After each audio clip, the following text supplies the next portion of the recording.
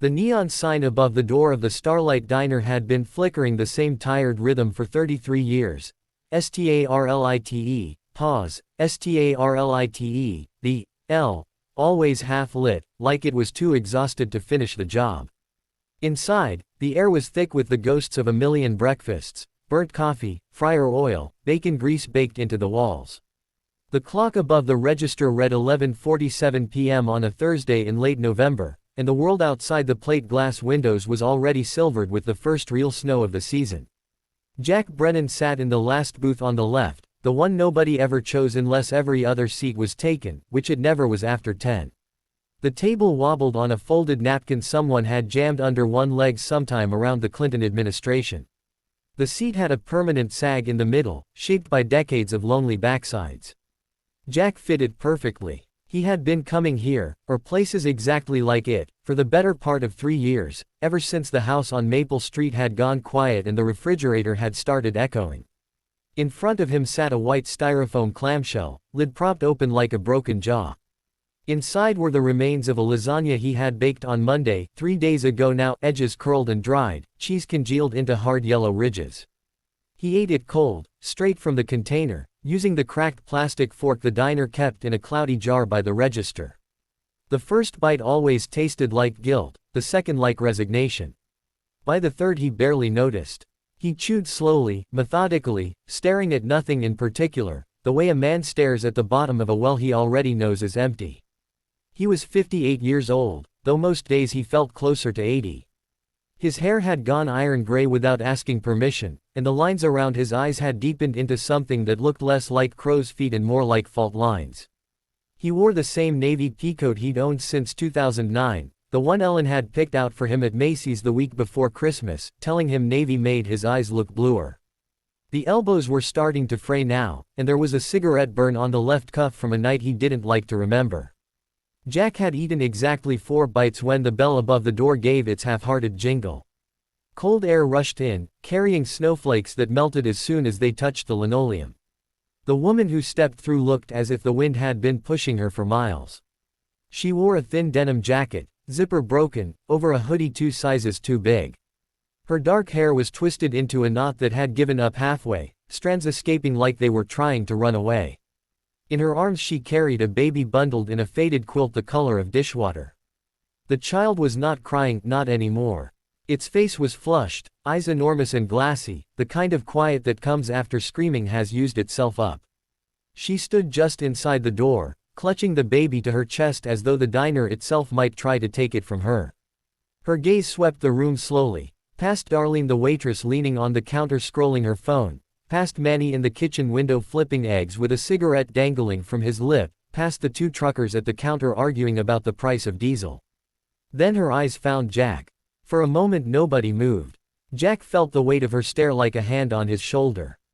He set the plastic fork down inside the clamshell and waited. He had learned, over the last 3 years, that the world usually spoke first if you gave it long enough. She took one hesitant step forward, then another, boots leaving wet prints on the floor. When she reached his booth she stopped, swaying slightly, as if the effort of walking those 20 feet had emptied whatever she had left. "Sir," she said, and her voice cracked like thin ice. "I'm so sorry. I don't want to bother you." Jack said nothing. He had learned that too. Silence was kinder than most words people had on offer. She swallowed hard enough that he heard it. "My baby, he hasn't eaten anything since yesterday morning. I ran out of formula 2 days ago, and the shelter was full, and the church said come back tomorrow, and her voice splintered completely on the last word. She pressed her lips together, trying to hold the pieces in. The baby made a small sound, not quite a cry, more like a sigh that had forgotten how to finish. One tiny fist escaped the quilt and opened and closed on nothing. Jack looked down at his lasagna. 3 bites gone, maybe 6 left. Enough for a grown man to take the edge off, not enough to matter. He nudged the clamshell across the table until it sat in front of the empty seat opposite him. "It ain't much," he said, voice rough from disuse. "But it's soft. And it's here." The woman stared at the lasagna as if it were a mirage that might vanish if she blinked. Tears welled so fast they spilled over before she could stop them, sliding down cheeks that hadn't seen soap in too long. I can't take your food, she whispered, even as her body leaned forward involuntarily. You already did, Jack said. Sit down before you fall down.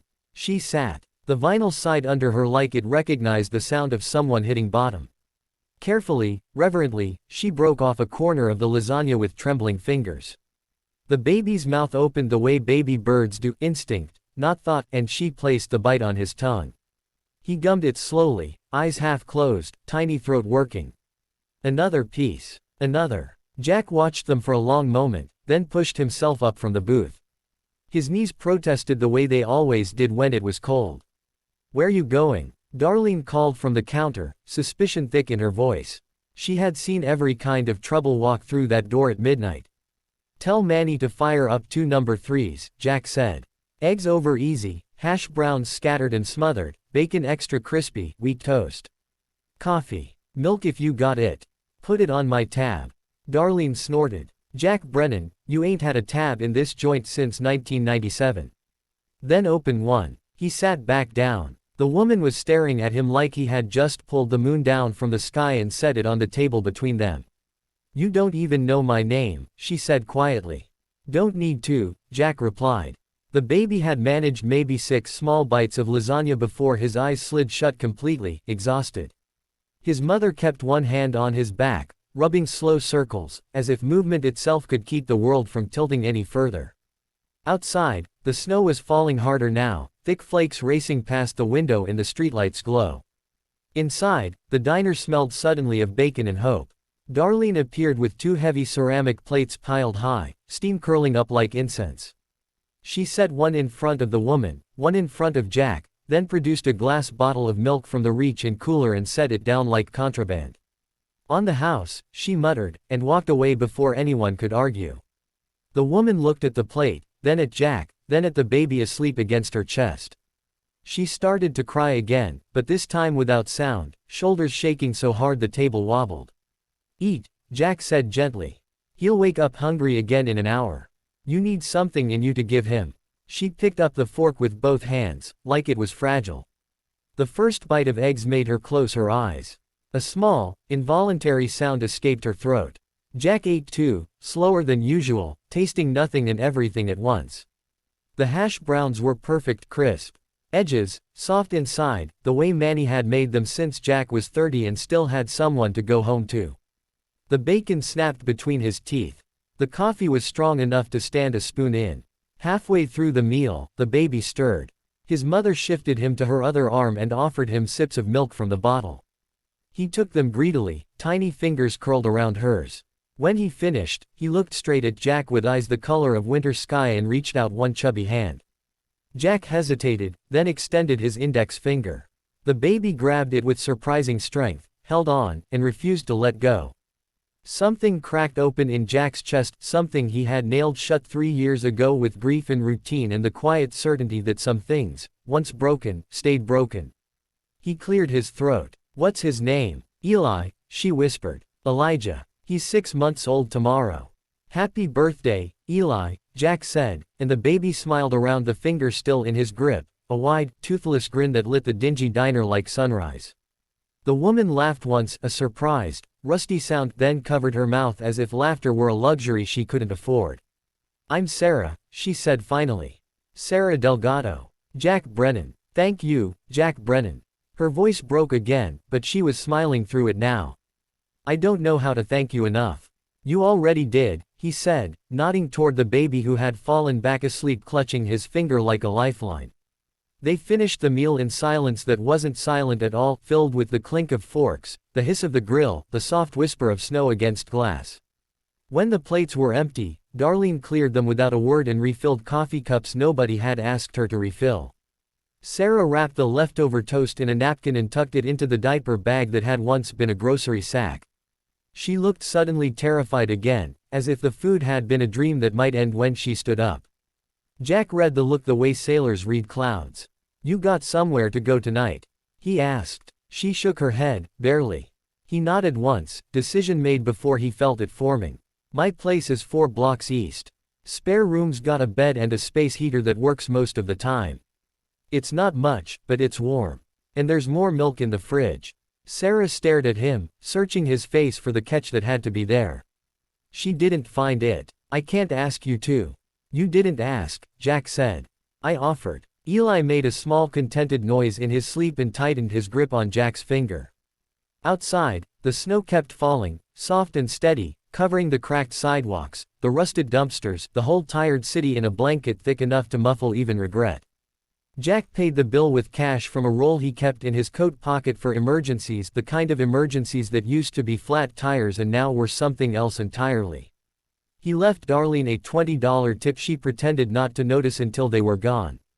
Sarah stood up slowly, cradling Eli against her shoulder. Jack held the door, and the three of them stepped out into the storm together. The cold bit hard, but the wind had died down some. Snowflakes melted on Eli's eyelashes. Sarah pulled the quilt tighter around him and looked up at Jack. 4 blocks, she asked. 4 blocks, he confirmed. They started walking, footsteps muffled, the diner's neon fading behind them. Jack carried the diaper bag without being asked. Eli's tiny hand had finally let go of his finger, but the warmth lingered like a promise. Neither of them spoke again until they reached the small gray house on Maple Street with the porch light that still burned every night out of habit. Jack unlocked the door, stepped aside to let them in, and for the first time in 3 years the house didn't sound empty when the door closed behind them. In the kitchen, the refrigerator hummed the way it always did. Only now it sounded less like an echo and more like anticipation. Jack hung his frayed peacoat on the hook by the door, right next to Ellen's old red wool one that he had never been able to give away, and for the first time in a very long time, he wasn't eating leftovers alone.